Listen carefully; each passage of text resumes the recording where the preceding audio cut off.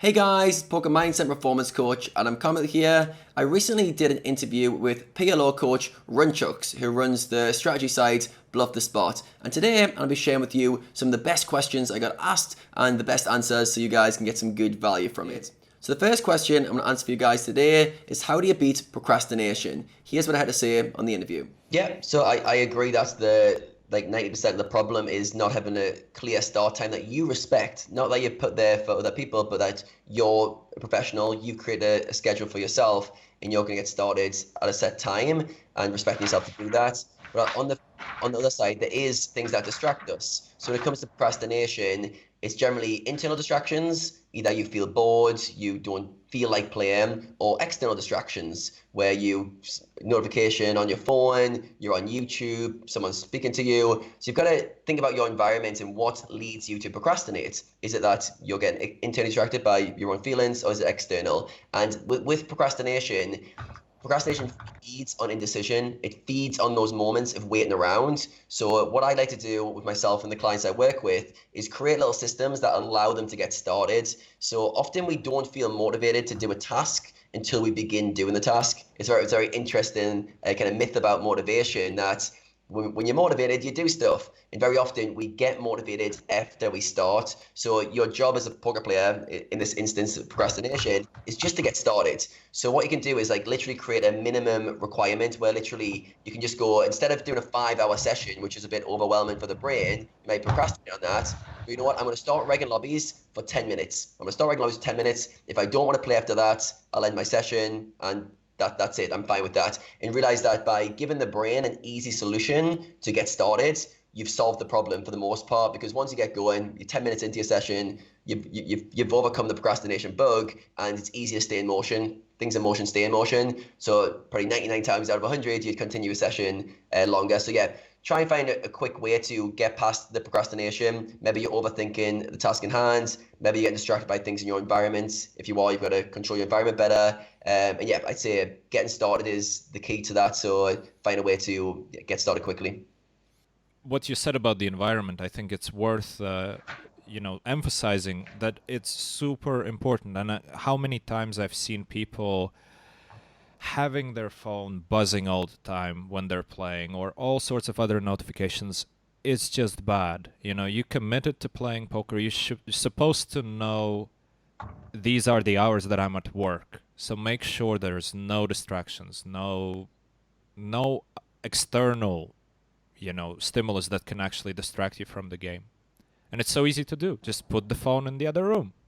Just don't switch to Facebook. Just don't have your browser open unless you're listening to our podcast, which is actually also slightly distracting, but at least it's gonna, be in the long run probably good for you.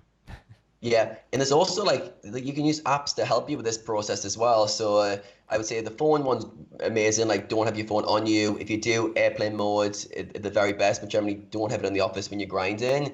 And then just think, okay, where do you waste the most time? Which website is it? Which apps is it? Which social media platforms? And you can take steps on almost all of those to eradicate wasted time. You can use apps like Stay Focused, where you can just go onto stayfocused.com, type in the websites you don't want to go on for the time you're grinding, and stop yourself accessing them. So if you try to access them during your grind, it would just say permission not granted, and you wouldn't be able to go against your best wishes. So that's like called making a pre-commitment.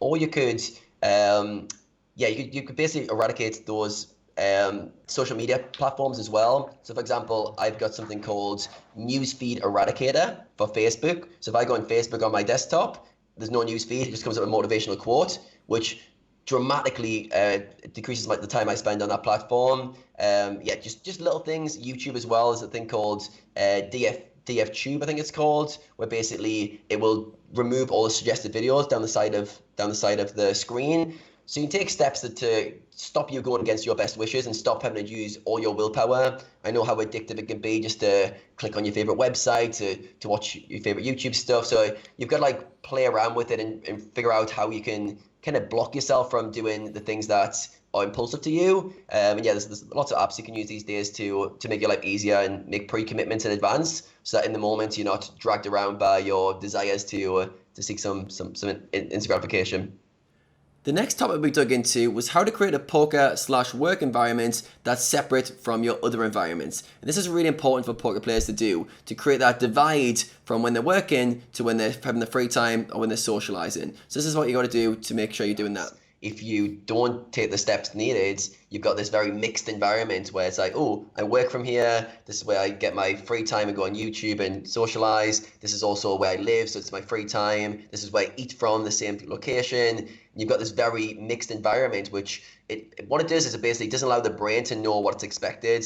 So let's say you did what Runchuks said there, and you compartmentalize your life. So you've got a workstation, which is only for work. You've got a chill station where you relax. What happens is when you sit down in that station, your brain's naturally thinking of work, not other things. And that's a really big thing going forward, to not be thinking, should I work? Am I distracted? It allows you to focus on what you're doing. So a lot of writers use this strategy. They have kind of a writing laptop or writing station, and they only ever sit in the chair on that laptop or on that station when they're writing. And that allows the mind to go, oh, when I sit here, the environment triggers you to think about writing. And if you can do that with poker and trigger yourself to have a workstation that's only for work, and if that just means switching your user account to your poker user account, it really does help a lot. And yeah, I'd be very, yeah, I think there's so many things you can do on this avenue. But yeah, I think thinking about how you spend your time in your environments and trying to separate it, have different environments for different things, and especially protecting the work environment and having that separate,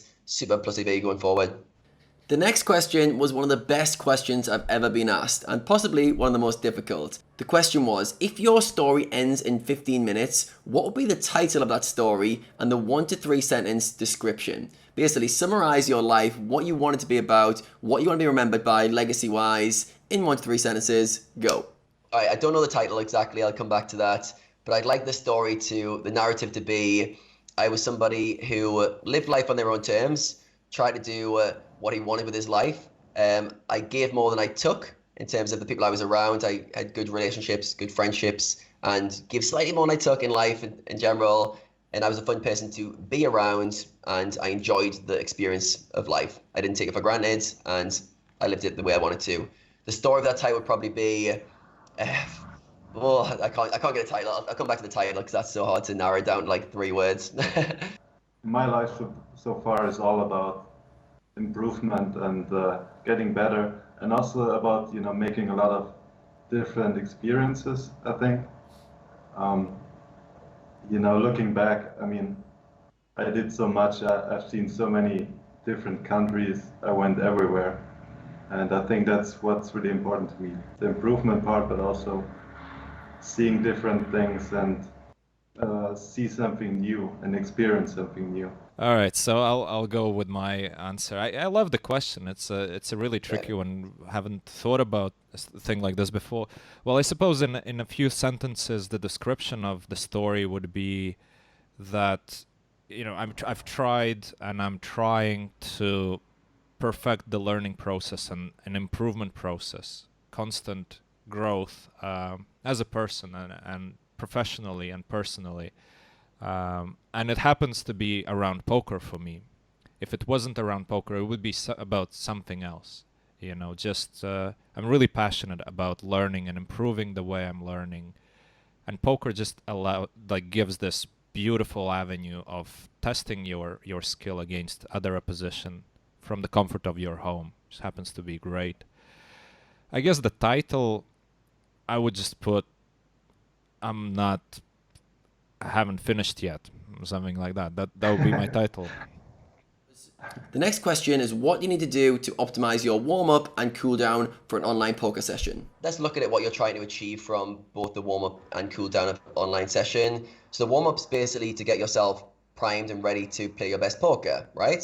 So you've got to think, how do you get yourself in the mode to play your best poker? So some people that's going to be meditating to get yourself in a calm, present, relaxed state. Some people that's going to be getting yourself really fresh on poker concepts. For me, I used to like to look over my note file on either regs or fish to get myself primed thinking about hands and spots, or to look over notes from a previous session to think about areas I need to improve on. So your warm-up, I'd say get yourself in an optimal condition to grind. That could be some form of strategy, or it could be just meditating to relax yourself. Then I would set yourself some clear intentions for the session. So it could be session goals like what you're trying to focus on that session. It could be areas of your game strategy-wise that you're trying to improve on. And maybe have 1 to 3 session goals, focal points that you're going to put particular attention on improving.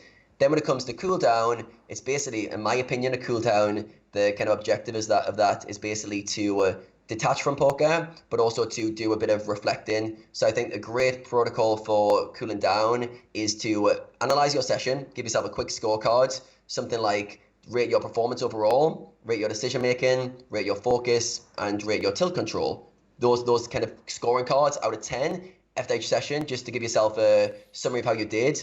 Any notes on the session, anything you might have done, any mistakes you might have made, anything you might need to do as a feature study session, but just a quick summary. I'm talking, this is like a 5-10 minutes kind of wrap up. Some people do like to look over hand histories and do kind of solver work post session. If that works for you, you'll know it works for you and you should do that. But if not, the main thing I would say is to have a switch off, and I think scoring your session and then getting out of the office and doing something outside of poker is really beneficial, whether that's meditating, whether that's going to the gym, going for a walk, spending time with friends. And yeah, I think for me personally, I used to always go to the gym after a session. So I used to grind early in my day, finish my grind session, do a quick summary of the session, and then go for a gym session, which allowed me to completely switch off from poker and then enjoy my kind of free time with my partner, my friends after that. What happens if you play more than one session? I guess you can't go to the gym twice a day. Maybe that's what you did. I mean, the gym in between sessions is great. It's a great, I've got friends who play 10, 12-hour days and they kind of do a 6 hours gym, 6 hours. So it's fine for that as well. It's good, like kind of break up. If you do multiple sessions, then it's about, you've got to kind of smaller warm-ups, smaller cool downs. And then at the end of the day, do like the kind of the big cool down. But yeah, I think it applies as well if you're doing multiple sessions. Having breaks where you get away from your computer is super plus EV. Hope you guys enjoyed this video and got some good value from it. You can check out the full interview I did with Runchuks on his Bluff the Spot Twitch in the link below. It's a 2-hour episode if you guys want to dig deep into that. But thanks for watching. If you did enjoy this, don't forget to hit the like button, subscribe to my channel if you haven't already. There's going to be plenty more content coming from me very soon.